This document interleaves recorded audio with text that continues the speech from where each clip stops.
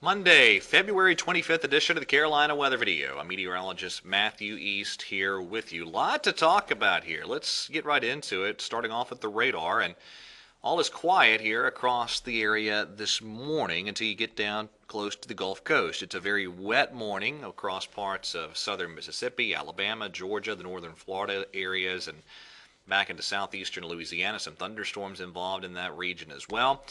Some heavy snow cranking in parts of New Mexico and into parts of Texas and Oklahoma. And that is the beginnings of what will be a blizzard for some parts of the plain states. Some rain and thunderstorms in the warmer air in parts of Oklahoma and Texas. And there will be a decent severe weather threat today stretching from eastern Texas to south Georgia. Damaging winds, the biggest threat, but certainly could be some tornadic activity involved there in that part of the region as well. Pretty dynamic storm system taking shape. There we are this afternoon. Low pressure getting stronger and stronger as this moves into Oklahoma. Lots of heavy snow on the backside of that low. Severe weather close to the Gulf Coast. As that system continues to march east, could see some rain this evening, moving to the upstate of South Carolina. I think for North Carolina, the rain holds off probably until after midnight. And there'll be a cold air damming setup awaiting this system. And it's a challenging forecast for sure tonight into tomorrow. Notice that secondary low pressure developing as that moves along the triple point where those fronts intersect there through the Piedmont. I think the severe weather threat for the Carolinas is fairly limited, but if it does occur, should probably be limited to the eastern Carolinas. I just don't see this wedge setup being scoured out enough in the cold air damming areas to produce a severe weather threat. But let me tell you, I do have some concerns about this being a pretty big ice storm for some mountain spots. Let me show you the RPM model, and it really cranks the ice in some mountain spots tonight into tomorrow morning especially.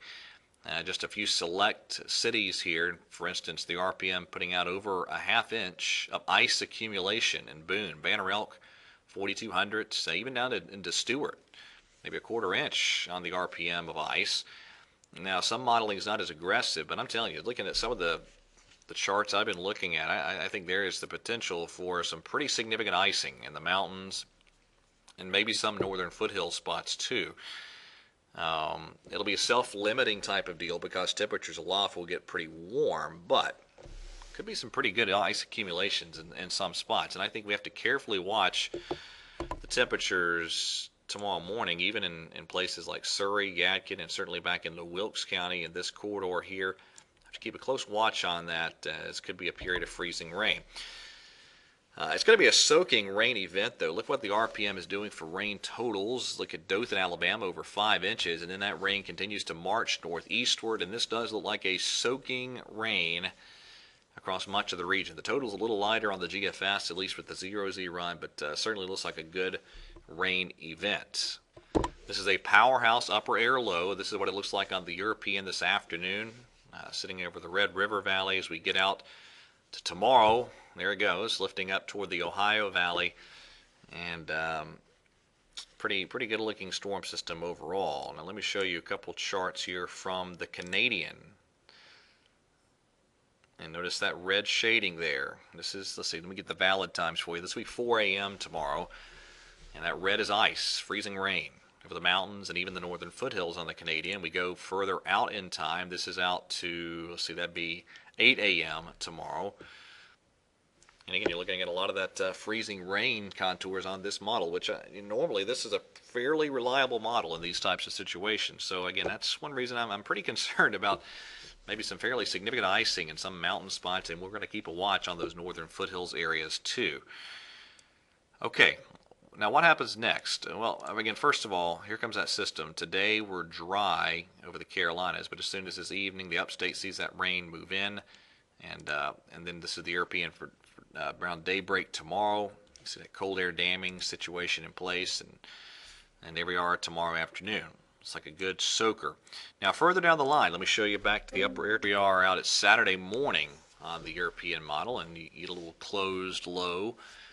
500 millibars begin to pop there over the southern Appalachians.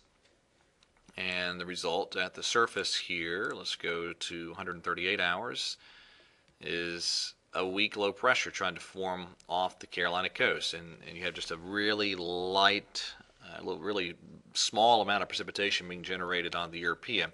Now let me go back to the upper air chart once again. If you want a big system, one of the problems is this ridging is a little bit too far east. Not much, but a little bit, and you like to see this trough take more of a negative tilt. You'd like to see it lean more in that direction. So that's something that I think we need to keep an eye on for the weekend. The GFS is sort of sniffing something out in that time frame as well.